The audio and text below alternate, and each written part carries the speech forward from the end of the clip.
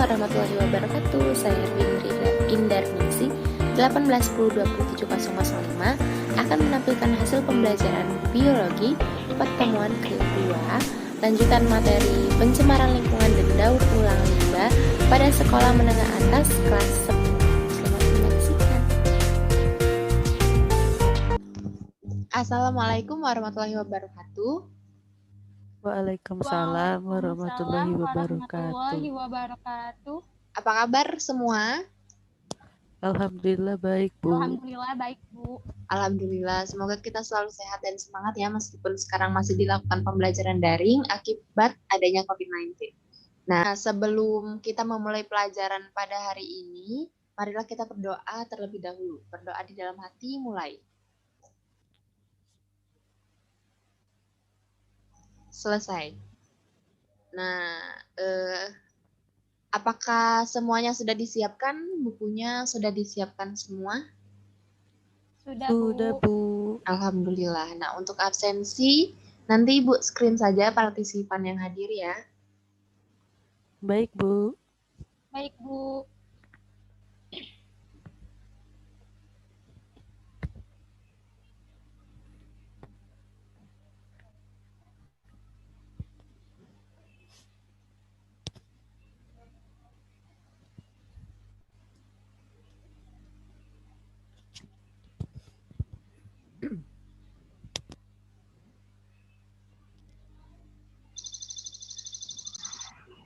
Nah, pertama-tama Ibu akan menyetelkan video yang berkaitan dengan pelajaran kita pada hari ini.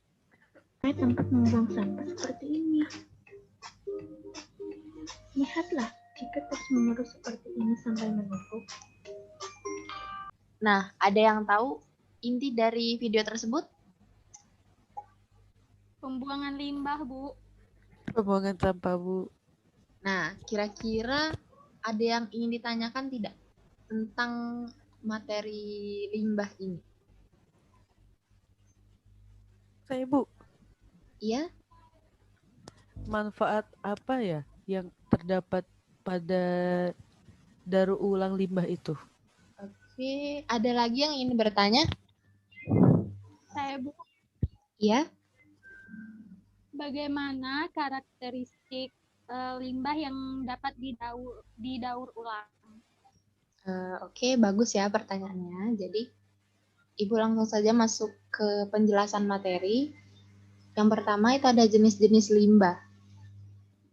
Jadi, limbah itu digolongkan menjadi beberapa jenis. Di antaranya itu sebagai berikut.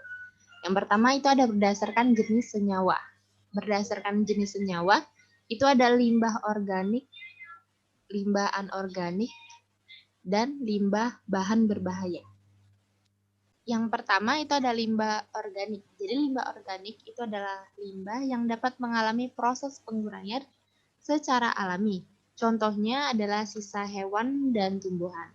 Lalu yang kedua itu limbah anorganik, merupakan limbah yang berasal dari sumber daya alam, tidak terbarui dan sulit diuraikan secara alamiah oleh mikroorganisme. Misalnya seperti minyak bumi, plastik, kaleng, dan botol.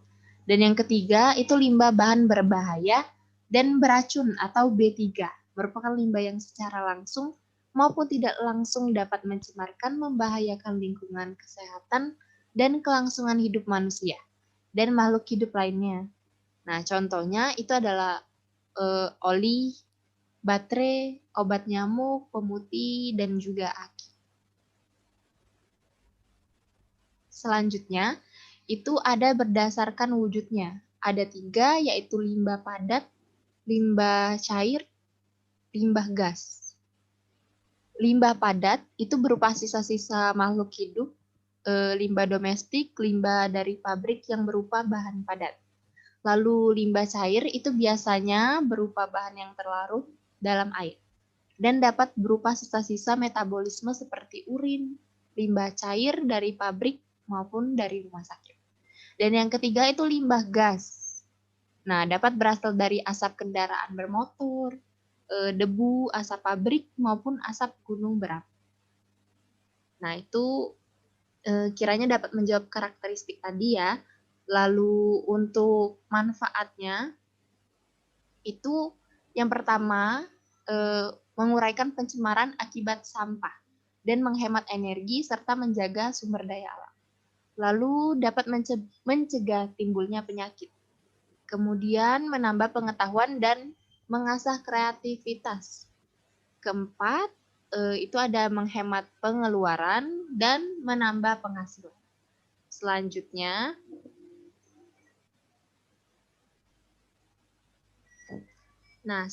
itu ada daur ulang limbah. Di sini ada langkah-langkah untuk daur ulang limbah. Jadi itu ada 3 langkah. Yang pertama pemisahan barang, lalu penyimpanan barang, dan pengiriman atau penjualan barang. Jadi material yang dapat didaur ulang itu sampah yang harus dibuang. Lalu penyimpanan barang yang sudah dipisahkan tadi dimasukkan ke dalam box atau kotak bekas. Kemudian pengiriman barang yang terkumpul ke pabrik yang membutuhkan material bekas tersebut sebagai bahan baku untuk dijual. Nah, selanjutnya itu ada daur ulang limbah organik. Ada 3, yaitu pembuatan kertas daur ulang, pembuatan kompas, dan pembuatan biogas. Nah, pembuatan kertas daur ulang, itu kertas daur ulang dapat dimanfaatkan sebagai kertas buram, kertas pembungkus kado, atau aneka kerajinan yang lainnya.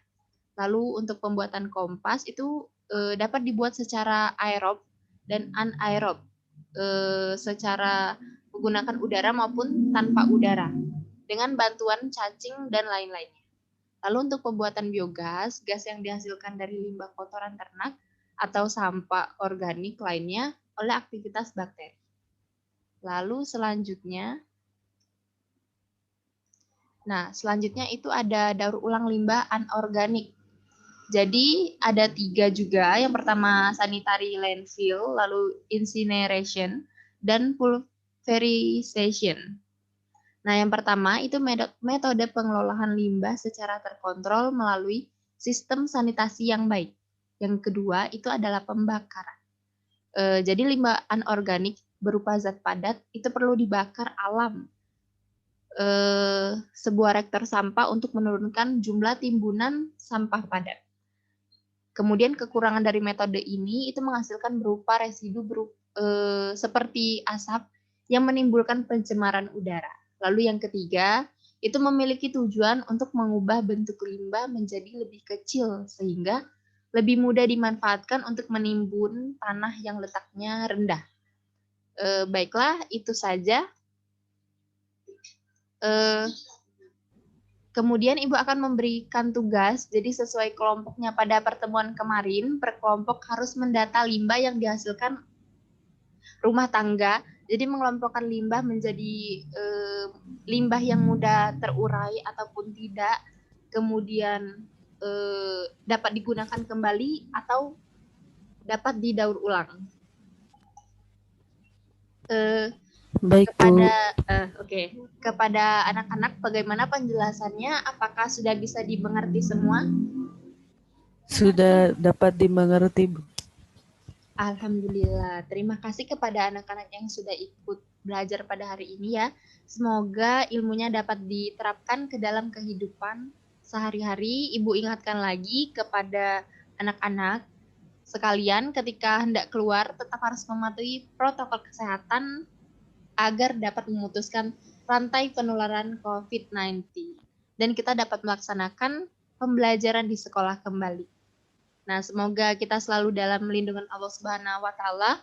Ibu tutup ya. Wassalamualaikum warahmatullahi wabarakatuh.